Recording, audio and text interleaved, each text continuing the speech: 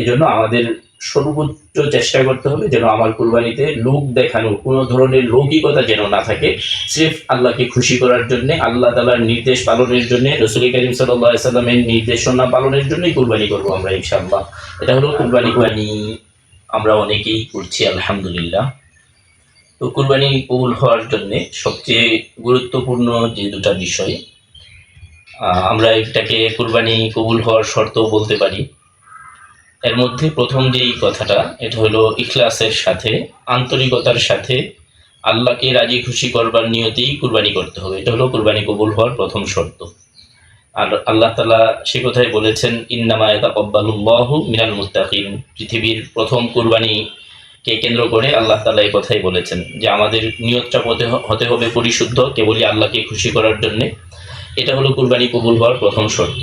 তো নিয়তের মধ্যে যদি কোনো ধরনের অশুদ্ধতা থাকে, পরিশুদ্ধ নিয়ত যদি না হয়, তাহলে আল্লাহ তাআলা কুরবানিটা গ্রহণ করবেন না। এই জন্য আমাদেরকে বারবার যে জিনিসটার প্রতি খেয়াল করতে হবে যে আমি কুরবানি করছি কুরবানির উদ্দেশ্যেই আল্লাহকে খুশি করবার জন্যে, আল্লাহর প্রিয় বান্দা হবার জন্যে, আল্লাহর প্রিয় বান্দি হবার জন্যে।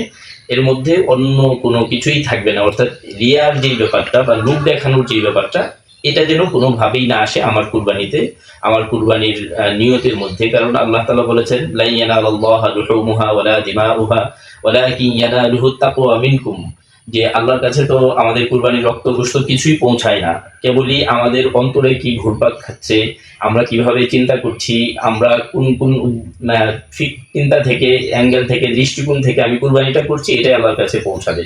এজন্য আমাদের সর্বোচ্চ চেষ্টা করতে হবে যেন আমার কুরবানিতে লোক দেখানো, কোনো ধরনের লৌকিকতা যেন না থাকে।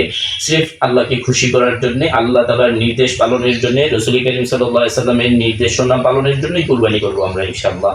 এটা হলো কুরবানি কবুল হওয়ার জন্য প্রথম এবং প্রধান শর্ত আমাদের।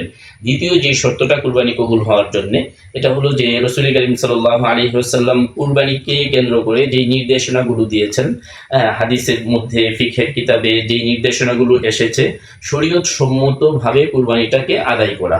এর মধ্যে পশুটা কেমন হবে, পশুর বয়স, পশুর কোয়ালিটি, এই সব কিছুই এর অন্তর্ভুক্ত। এবং আমার এই কুরবানি কেনার জন্য যেই পয়সাটা খরচ করব সেটা হালাল হওয়া, অর্থাৎ প্রত্যেকটা বিষয়ই, কুরবানির প্রত্যেকটা ধাপই যেন এমন হয় যেন যে রাসূল করিম সাল্লাল্লাহু আলাইহি ওয়াসাল্লাম যেভাবে আমাদেরকে বলেছেন সেভাবে যেন আমরা কি করি, কুরবানিটা করি।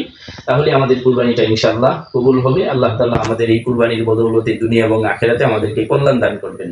তো আমাদের কুরবানি কবুল হওয়ার জন্য মোটা দাগে দুটা শর্ত হলো, এক হলো যে নিয়তের পরিশুদ্ধি, কারণ নিয়তের পরিশুদ্ধতা না থাকলে আমি যেভাবেই যত বড়ই কুরবানি করি আল্লাহর কাছে সেটা গ্রহণযোগ্য হবে না।